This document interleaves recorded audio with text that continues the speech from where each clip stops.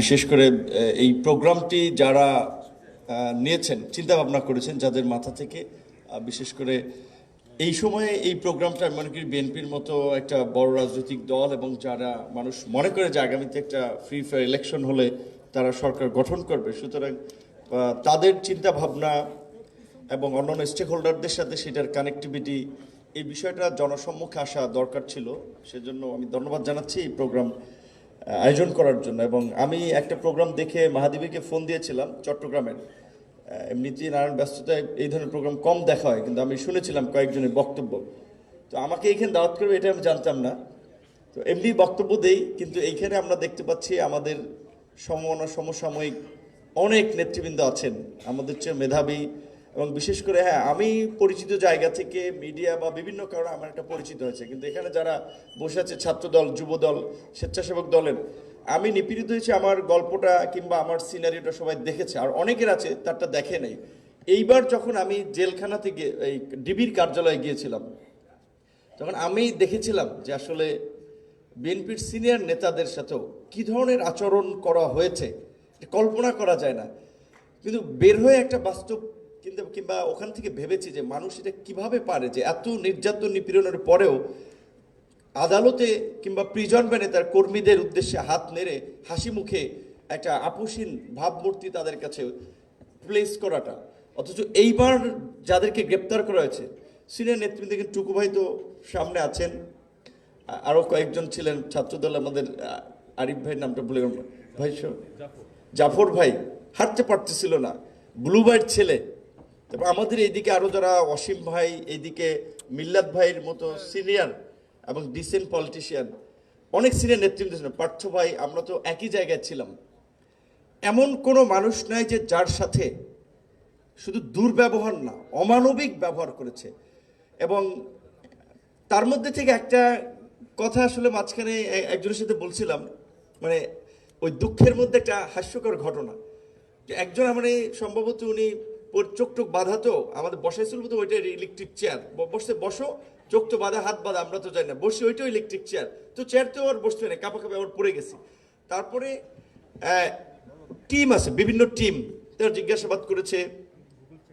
তার মধ্যে একটা টিমের একজন উনি বলছে যে ঢাকা ইউনিভার্সিটির আপনার 7-8 সেশনের ছাত্র, তো বলছে যে ইউনিভার্সিটি তুমি করে বলি। উনি আমার কাছে জিজ্ঞেস করলো যে আচ্ছা ভাই, তোর সাথে তো তারেক রহমানের কথা হয়, আন্দোলনেও তো ষড়যন্ত্র আছে, উনি লোকটা কেমন একটু বলতো দিই, তোদের সাথে তো কথাবার্তা হয়। তো এইটা শুনে আমার মানে ভিতর থেকে একটা হাসি পাইছে যে এমনিতে আমরা কি ধরনের একটা নিপীড়নের মধ্যে, মারের মধ্যে আছি, তার মধ্যে উনি জিজ্ঞাসা করতেছে। তো আমি ভাবলাম এই লোকটা কি বিএনপি করেন নাকি। তো যাই হোক, এই কথা বলার মধ্যে দিয়ে আজকের বিষয়ে কিছু কথা বলে শেষ করতে চাই, যেটি হচ্ছে যে আজকের যে আলোচনা, তারুণ্যের ভবিষ্যৎ ভাবনা, ভবিষ্যৎ বাংলাদেশ, এবং বিশেষ করে আজকের স্পেসিফিক বিষয় ছিল রাজনৈতিক অর্থনৈতিক মুক্তি নিয়ে আলোচনা সভা। আমরা যারা এই জুলাইয়ের গণ অভ্যুত্থানের সবাই দেখেছি এখানে যারা আছে, এই জুলাইটা কেন হলো এবং এই জুলাইয়ের অংশীদার কারা, এই জুলাইটা কিভাবে হলো, এই যে আমরা সবাই দেখেছি। একেবারে রাজনৈতিক কর্মী থেকে শুরু করে অরাজনৈতিক মানুষ, তাদের মধ্যে ধরেন বেকার তরুণ কিংবা প্রবাস ফেরত তরুণ কিংবা একেবারেই সাধারণ খেটে খাওয়া শুধুমাত্র তরুণরা, তরুণদের পাশাপাশি বিভিন্ন শ্রেণী পেশার বয়সের মানুষ। আপনারা যদি দেখেন এই যে মৃত্যুর সংখ্যাগুলো, সেখানে যাত্রাবাড়িতে বিভিন্ন জায়গায়, এবং আমি জেলখানায়, কারাগারেও দেখেছি, অনেক বলছে বাসের হকারি করেছেন, ডিম বেচতেন, শশা বেচতেন, তারাও কিন্তু অনেকে শহীদ হয়েছেন এবং জেলও খেটেছেন।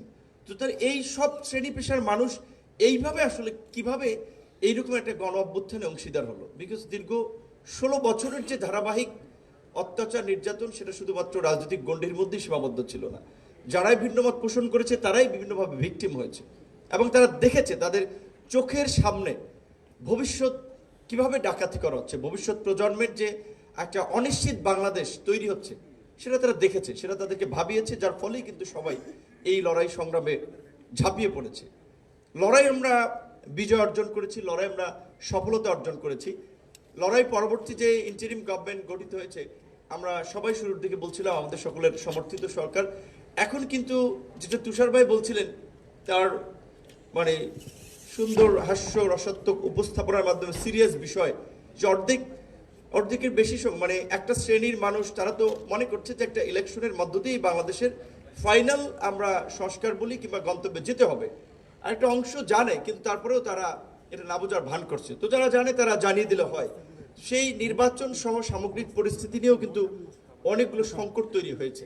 তো সেই জায়গা থেকে এখানে যে কয়েকজন প্রশ্ন করেছে যে সেই একই কথাগুলো, যে 16 বছরে যারা চাকরি থেকে বঞ্চিত হয়েছে, যাদের মেধা থাকা সত্ত্বেও বিশ্ববিদ্যালয়ের শিক্ষক হতে পারে নাই, বিসিএস দিয়েও তারা জয়েন করতে পারে নাই, এখনো কেউ কেউ পারছে না, ভবিষ্যতে কি হবে?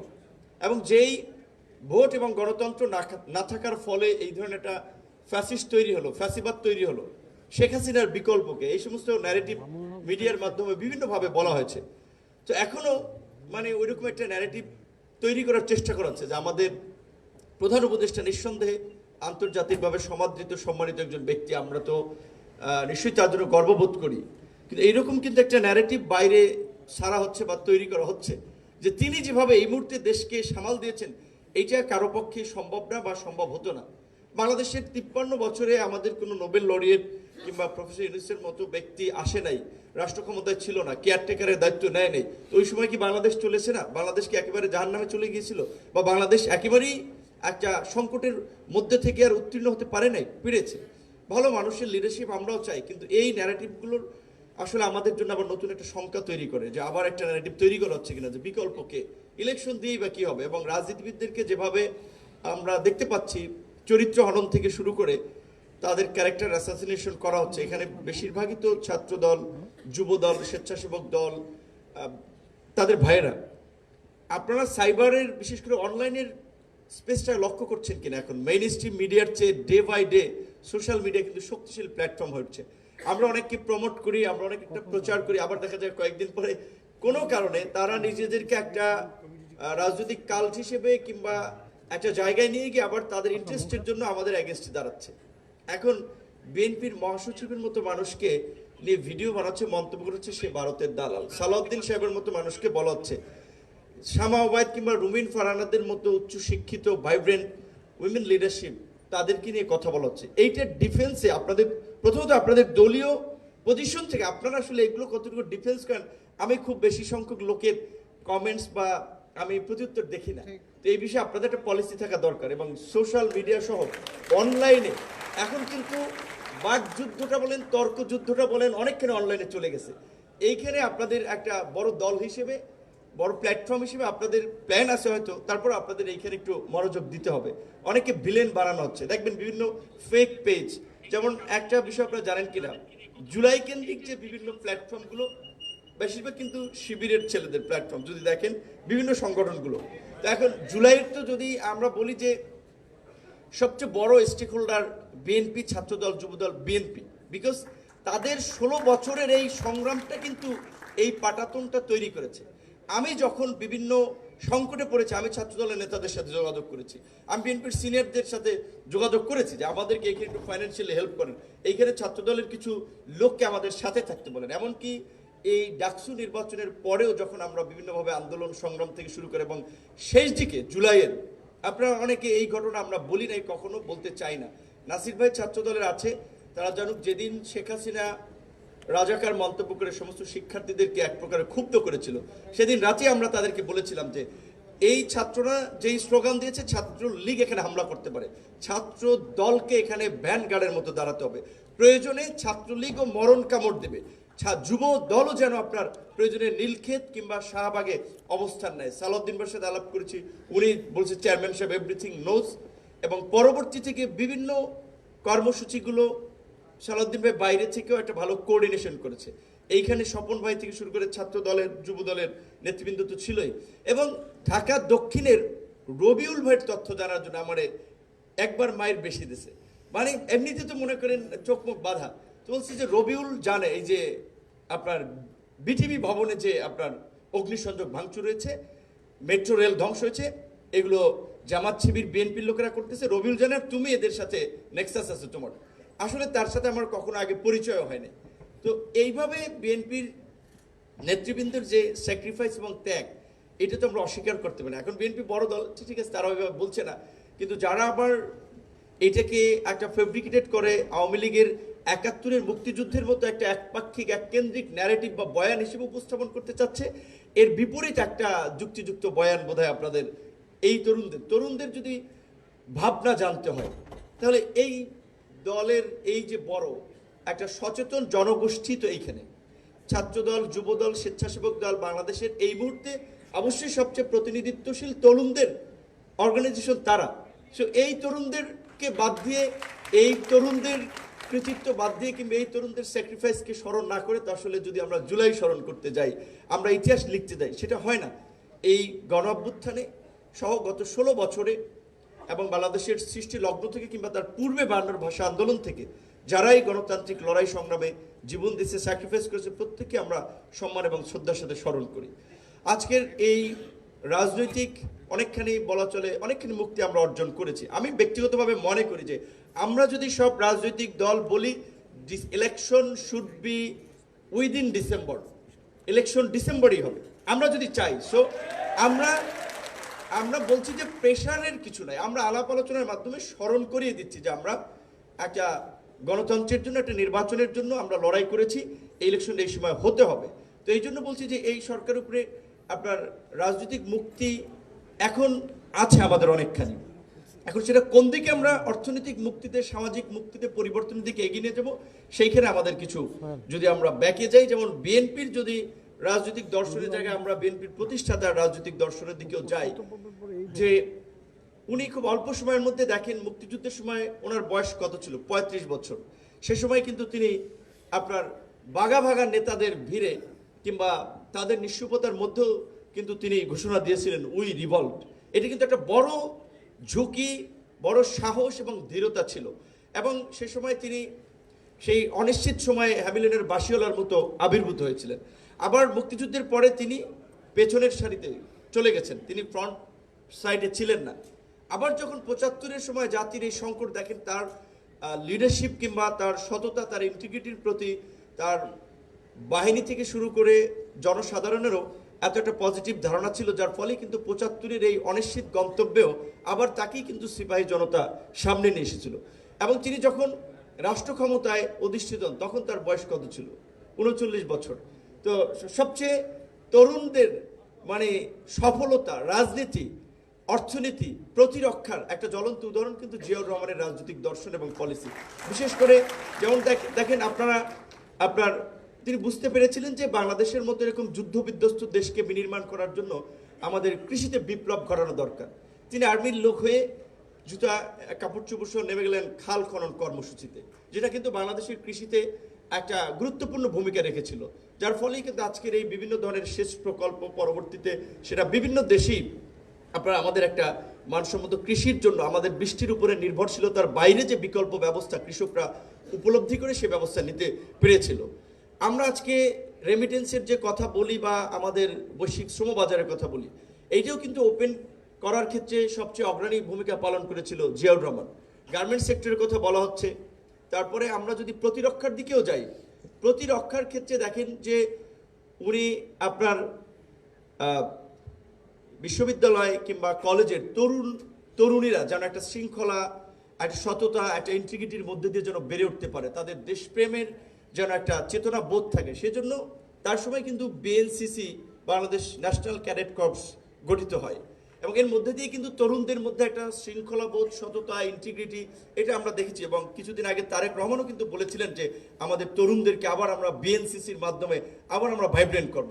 তারপরে বিএনসিসির বাইরে যদি যান, যে আনসার বিডিপির যেটা ছিল এই সেন্ট্রাল বা কেন্দ্রীয় আপনার প্রতিরক্ষা বা কেন্দ্রীয়ভাবে প্রশিক্ষণের পাশাপাশি তরুণদেরকে, যুবকদেরকে গড়ে তোলার পাশাপাশি তিনি কিন্তু আনসার বিডিপির মাধ্যমে কিন্তু আঞ্চলিক পর্যায়ে পর্যন্ত কিন্তু তরুণদেরকে আপনার দেশের স্বাধীনতা, সার্বভৌমত্ব বলেন বা যেটা অনেকে বলছে যে গণপ্রতিরক্ষা, ওই আমি মনে করি যে কনসেপ্টের উপলব্ধির জায়গা থেকেই তিনি হয়তো আনসার বিডিপির ট্রেনিং বা তাদেরকে ওইভাবে প্রস্তুত করেছিলেন।